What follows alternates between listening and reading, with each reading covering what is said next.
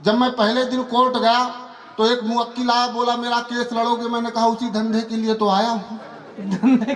बोला क्या फीस लोगे? मैंने कहा 5,000 रुपए। वो उठ के चल दिया। हमने कहा क्या हुआ? बोले तुम सस्ते वकील हो क्या? चला गया। 5-6 महीने बाद मिला तो रोने लगा। हमने पूछा आप क्या हुआ? बोले कुछ नहीं, तुम्हें छोड़कर एक दूसरा वकील 50,000 में लगाया, लेकिन परिणाम सजाए मौत मिली। मैंने कहा मूर्ख, जब वही काम मैं 5,000 में करा रहा था। इतना सब कुछ करने की क्या जरूरत थी?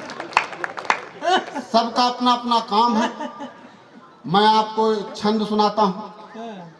ये छंद केवल मैंने लिखा सर, क्योंकि मैं ज्ञानी हूं।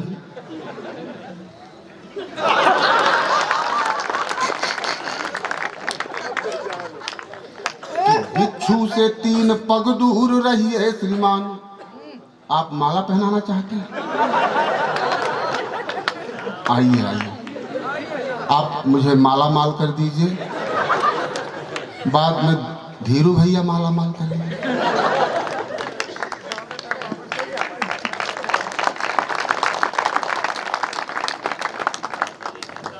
जितने रुपए दिए थे उतने की माला पहना दी भाई। तो हम एक छंद सुना रहे थे आपको, जैसा कि भाई साहब ने कहा था कि ये यहाँ के नेताओं के विषय में नहीं। हालांकि ये तो बोल लेंगे, अपने अपने शहर चले जाएंगे, हम और अमित तो यहीं रहेंगे, इसलिए हम लोगों को डरना पड़ता है। 4 पंक्तियां मैंने खोज की कि धरती में बहुत से जहरीले जानवर हैं, आत्मरक्षा करने के लिए किस जानवर से कितनी दूरी बना के रखना चाहिए।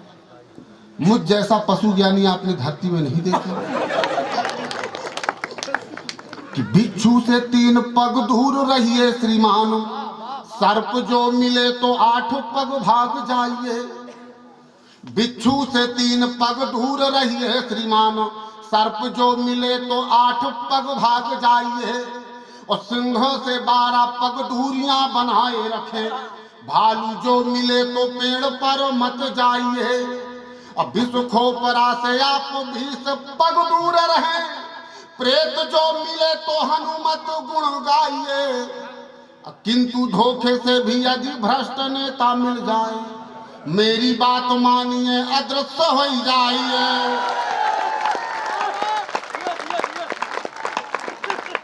किंतु धोखे से भी यदि भ्रष्ट नेता मिल जाए। भाई साहब ने कहा कि तुमने छंद तो ठीक लिखा, लेकिन इसमें बहुत बड़ी गलती है। हमने पूछा गलती क्या है? बोले जब नेता कह दिया था तो भ्रष्ट कहने की जरूरत क्या? हालांकि मैं इस तरह की भूल कर देता हूं। और भाई साहब कहां गए थे आप? ये भी पर्दे के पीछे से ही आ रहे हैं। सबका अपना अपना स्वरूप है, अपने अपने दृष्टि से लोग काम करते हैं। ये बता रहे थे अमित कि कौन व्यक्ति कहां से सीख लेता है। अभी पिछले दिनों मैं अपने शहर के एसपी महोदय से मिलने गया, तो जो दरबार बैठे थे दरवाजे में, मैंने कहा कि आदरणीय मुझे एसपी महोदय से मिलना है। तो उन्होंने ऐसे ऐसे किया। हमने कहा यह राष्ट्रीय चरित्र आपने कहाँ से सीखा? बोले हनुमान चालीसा से। मैंने कहा हनुमान चालीसा से? बोले हाँ। बोले तुमने पढ़ा? मैंने कहा पढ़ा है। बोले चिंतन नहीं किया होगा। हमने कहा आपने किया क्या? बोले किया। हमने कहा कहाँ लिखा? बोले स्पष्ट लिखा है, राम दुआरे तुम रखवारे, होत न आज्ञा बिन पैसारे। कौन आदमी कहां से शिक्षा ले ले। आदरणीय देवी जी बैठी हैं, इनको प्रणाम करता हूं। अब बैठी हैं, धीरू भैया ने बुलाया है तो बैठी हैं। 4 पंक्तियां और समर्पित करता हूं। मैं गांव गया तो मेरे पिताजी ने कहा कि एक आध बैल ले आओ खेत में काम करने के लिए। तो मैं एक पशु विक्रेता के पास गया, मैंने कहा मुझे बैल चाहिए। बोले तुम कवि हो क्या? हमने कहा ऐसा लोग मानते।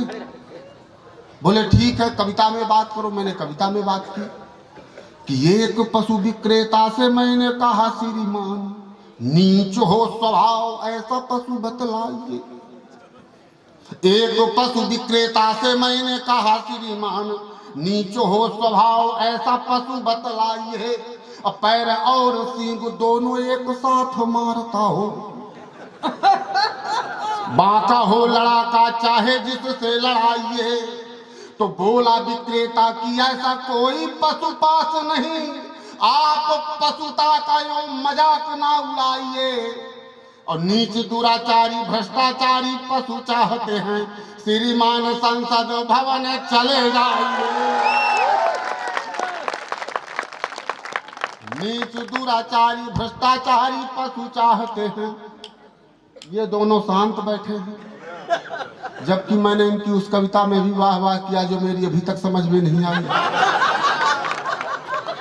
लेकिन अब ऐसे बैठे हैं जैसे ऋषमुख पर्वत में बंदर बैठे। सबका अपना अपना चरित्र है। ये सोच रहे हैं कि ये ज्ञानी है, ये लोग जान न पाए। एक छंद और सुनाता हूं। अभी धारा 370 खत्म हुई तो सबसे अधिक आसाराम बापू खुश हुए, वो नाचने लगे जेल में। तो कुछ लोगों ने पूछा कि आप इतना प्रसन्न क्यों थे? वो तो धारा 370 खत्म हुई है। बोले अभी 70 खत्म हुई है, फिर 71 खत्म होगी, फिर 72 खत्म होगी। समझ में आई होता। सब अपने अपने फायदे के लिए काम करते हैं। सबका अपना अपना स्वरूप है, अपने अपने दृष्टि से बात करते हैं। 4 पंक्तियां असंभव अलंकार। असंभव ये मैंने लिखा क्योंकि मैं ज्ञानी हूं।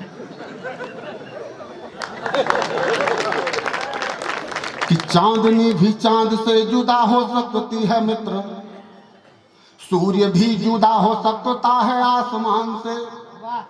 राम बेटा सुनो, हमको भी सुनो। अच्छा, बहुत अच्छा। कि चांदनी भी चांद से जुदा हो सकती है मित्र, सूर्य भी जुदा हो सकता है आसमान से। श्वास प्रति श्वास से पवन जुदा हो जाएगी, रोशनी जुदा हो जाए भोर से बिहान से। तो संभव हो फूल से भी खुशबू जुदा हो जाए, रागनी जुदा हो जाए स्वर से व तान से। किंतु उन क्रूर आतताइयों से कह दे कि कश्मीर जुदा नहीं होगा हिंदुस्तान से। किंतु उन क्रूर आतताइयों से कह दे कि पिताजी ने मुझसे कहा कि चुनाव आ रहे हैं, राजनीति में चले जाओ। मैंने कहा न जाऊंगा। बोले क्यों नहीं जाओगे? मैंने कहा नारायण साईं नहीं हूं जो अपने पिता की बात को मानूं। बोले तुम जीवन में क्या कर सकते हो? सर मैंने कुछ ऑप्शन दिए कि मैं क्या कर सकता हूं। स्वागत। कि कहोगे तो खर के चरण चूम लूंगा पिता, कहोगे तो कुत्ते का पुत्रत्व अपनाऊंगा, कहोगे तो खर के चरण, ये सोच रहे कि एक पहले से दूसरा हो जाए।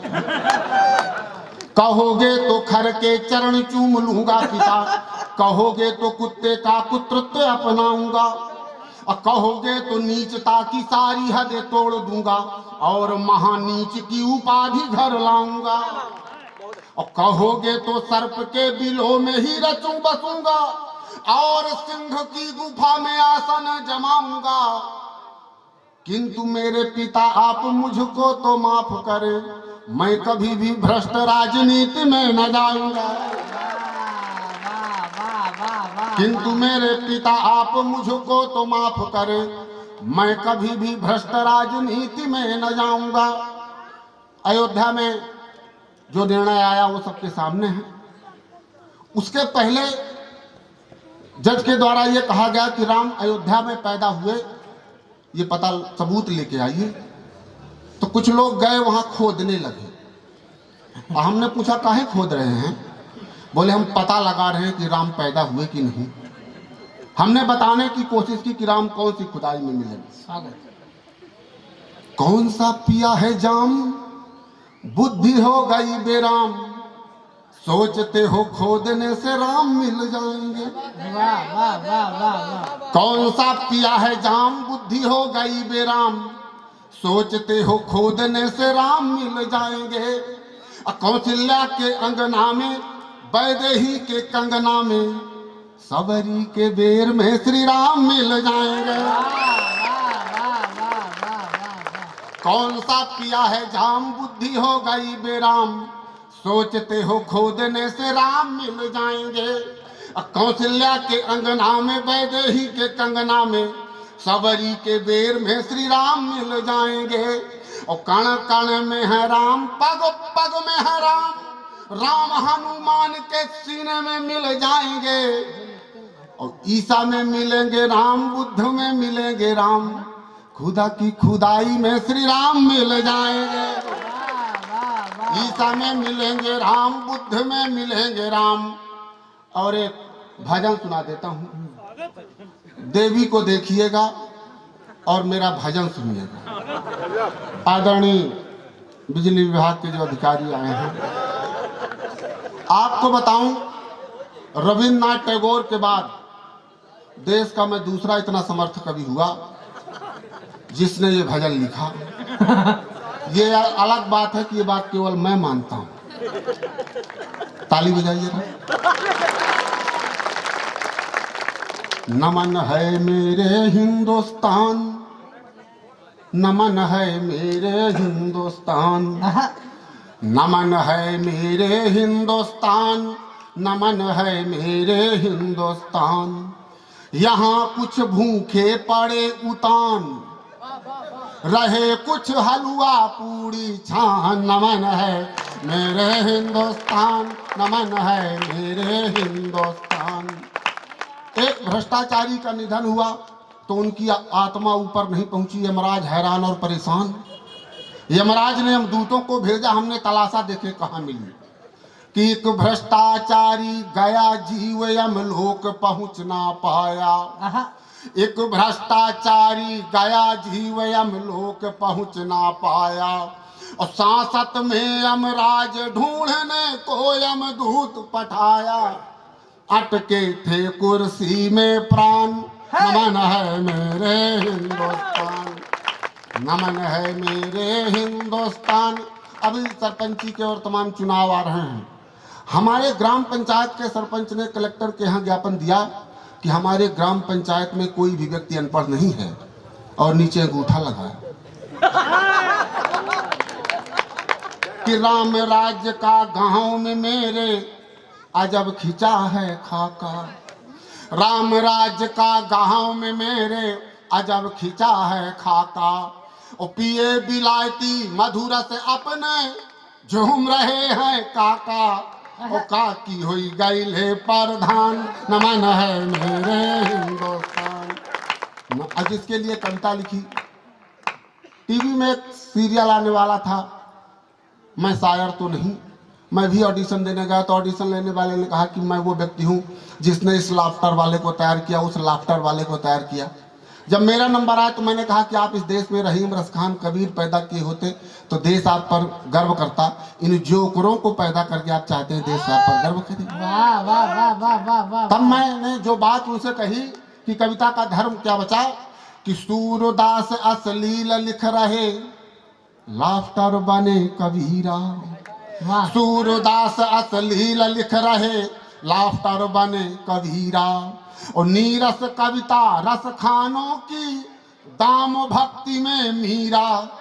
तुलसी देख देख हैरान, नमन है मेरे हिंदुस्तान, नमन है मेरे हिंदुस्तान, नमन है मेरे हिंदुस्तान। और वो देवी मंच से अदृश्य हो गई और धीरू भैया भी अदृश्य हैं। अच्छा आ गए, बहुत बहुत धन्यवाद। वो भजन जिसके लिए मैंने कहा था वो 1.5-2 मिनट का है। स्वागत आराम से। तब तक आदरणीय भी आ रही हैं, इससे आपको मेरा चरित्र चित्रण भी दिखाई देगा। तेरा जिंदगी में आना, जैसे ये लड़का है, शादी विवाह करना चाहिए, देश की जनसंख्या बढ़ाने में हम लोगों की तरह सहयोग करना चाहिए। क्या मतलब इस तरह? तेरा जिंदगी में आना, दर्द देखिएगा सर, दर्द आने के बाद क्या दर्द होता है। दादाजी ऐसे सुन रहे हैं जैसे मैं उनकी चरित्रावली पहुंच रहा हूँ। आत्मकथा, आत्मकथा। तेरा जिंदगी में आना, गजब हो गया, तेरा रूठना मनाना गजब हो गया। और दर्द देखिएगा कि दो दोषी मुंह में तेरे बैलेंस मैं भराऊं। वाह, एक साधु भाई हमारे वहां से बोले, दर्द तुम्हारा आदमी बोलता है। दो दोषी मुंह में तेरे बैलेंस मैं भराऊं। देवी का आगमन हो रहा है, आप तालियां बजाइए। मैं अगर इस भजन को गाते गाते मोक्ष भी पा जाऊं देवी के सामने तो मुझे, अब आप इनको देखिए सुनिए। दो दोषी मुंह में तेरे बैलेंस मैं भराऊं, खाली हुआ खजाना गजब हो गया, तेरा जिंदगी में आना गजब हो गया, तेरा रूठना। और समझिएगा भाई बहुत अच्छे कि जितने थे पूर्व प्रेमी यमलोक को गए सब। अब इस तरह छुपे बैठे हैं तो हम क्या करें। जितने थे पूर्व प्रेमी यमलोक को गए सब, मैं आखिरी दीवाना गजब हो गया, तेरा जिंदगी में आना गजब हो गया। और सुंदरता देखिए सर, इतना खूबसूरत जो मैंने वर्णन किया है, मैं खुद मुग्ध हो जाता हूँ इस लाइन से कि तुझसे नजर मिले तो मेरी रूह कांप जाए,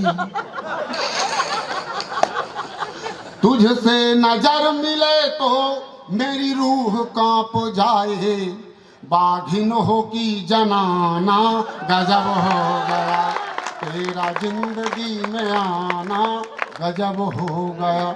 और अंतिम पंक्तियां हैं, इतनी घनघोर श्रृंगार की पंक्तियां हैं सर, इतनी घनघोर।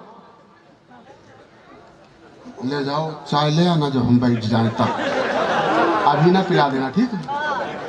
इतनी घनघोर श्रृंगार की पंक्तियां हैं कि ना आज तक किसी कवि ने इतना घनघोर श्रृंगार लिखा और ना बाद में पैदा होगा।